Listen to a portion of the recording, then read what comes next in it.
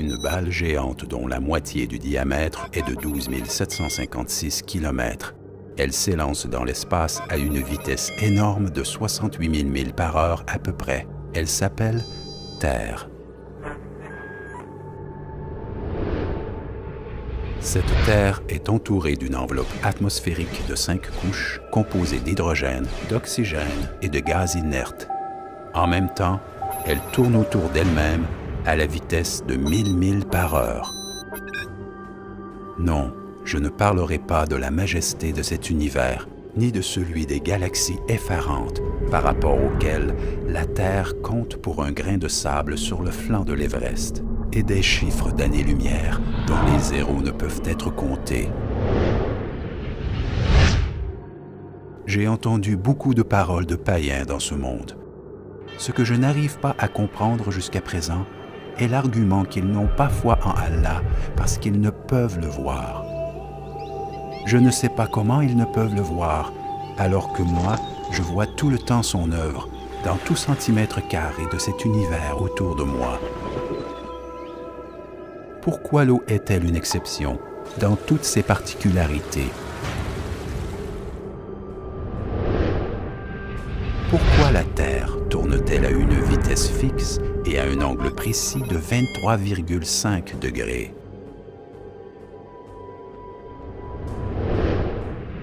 Pourquoi le Soleil, malgré son éloignement, a une température effarante?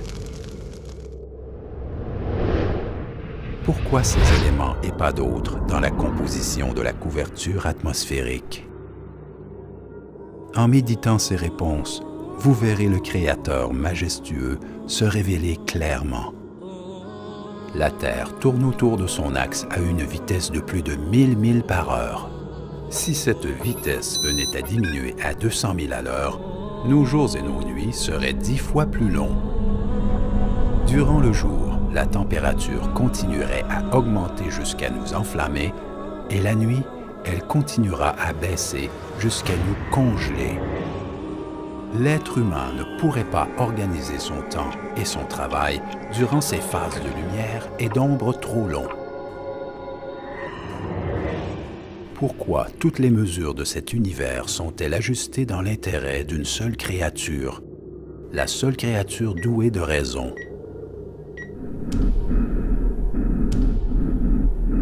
N'y aurait-il pas là un message que nous devrions percevoir?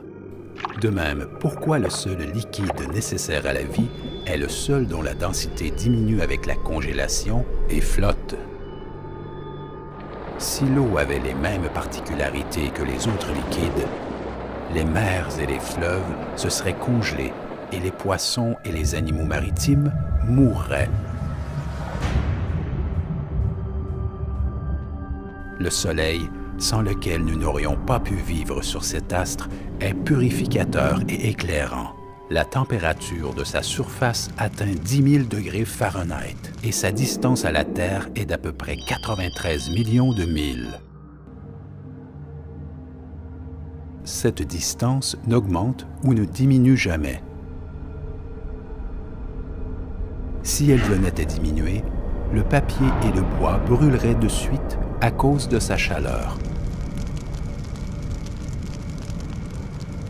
Si cette distance augmentait, le froid qui en résulterait anéantirait toute vie sur Terre.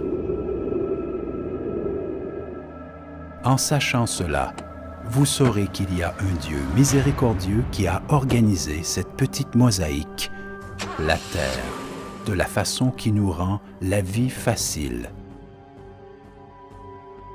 Cette Terre tourne autour du Soleil avec un angle de 23,5 degrés, ce qui a pour conséquence le changement des saisons et rend favorable la majorité des terres du globe à l'agriculture et l'habitation.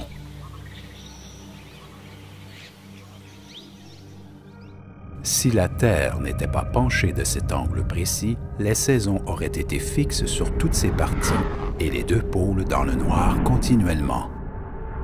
La vapeur des mers se serait dirigée vers le nord et vers le sud. Des montagnes de neige se trouveraient en certains endroits et les déserts ailleurs. La seule alternative à cela est que la Terre soit penchée de 23,5 degrés. Si l'enveloppe terrestre était moins épaisse ou d'une composition différente, les météores qui circulent dans l'espace à une vitesse plus rapide qu'une balle en plomb seraient visibles la nuit et brûleraient toute chose sur Terre. Ce qui est étonnant est que l'enveloppe terrestre ne permet que le passage d'une quantité infime des rayons solaires qui sont d'une importance chimique pour le développement des plantes et la suppression des microbes, et encore d'autres choses nécessaires à la Terre. La nature est-elle capable à elle seule d'organiser tous ces faits de manière précise et au moment qui convient? Cet équilibre indispensable à la Terre est très étonnant. L'air se compose de 6 gaz, dont 78% de nitrogène et 21% d'oxygène. Ces proportions très précises sont rassemblées pour convenir exactement à notre vie. Si cette vie n'était pas sous l'autorité d'une existence majestueuse et sage, comment y aurait-il eu cette force fabuleuse? C'est comme si toutes les choses s'étaient mises d'accord en une symphonie rythmée, uniquement pour nous. Mais la réponse est simple et facile. Il est le glorieux.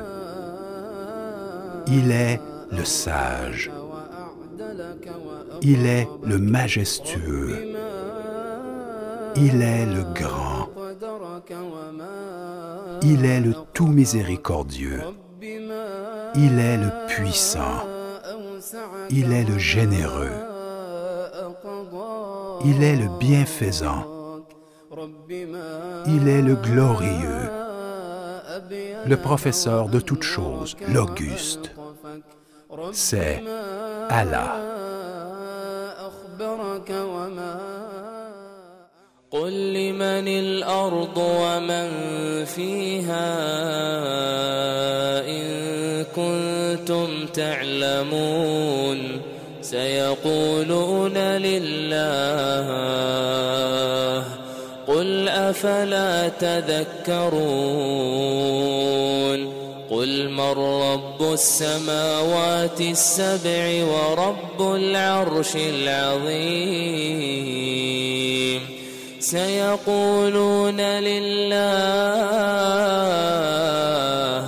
قل أفلا تتقون